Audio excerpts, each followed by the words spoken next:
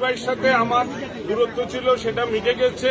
আমাদের নেতা কুমিল্লা জেলার সম্মানিত আহ্বায়ক জনাব জাকারিয়া তাহের সুমন সাহেব, সাবেক সংসদ সদস্য, আমাদেরকে একটি প্রক্রিয়ার মাধ্যমে সুন্দরভাবে আমাদেরকে এক জায়গায় নিয়ে আসছেন।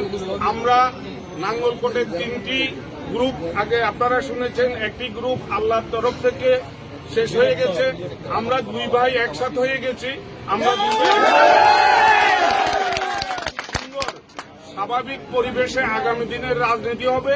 নাঙ্গলকোটের কথা শুনলে মানুষ লাভ দিত আগে যে এখানে গ্রুপ আছে, তো এখন আসেনি গ্রুপ।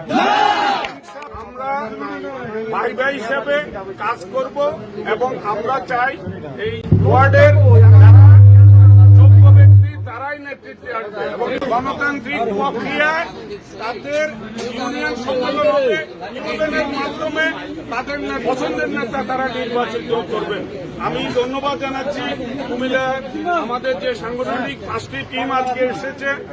সাংগঠনিক টিমের সকল সদস্যকে নাঙ্গলকোটের পক্ষ থেকে স্বাগত জানাচ্ছি। আমি কৃতজ্ঞতা জানাচ্ছি কষ্ট করে আসার জন্য।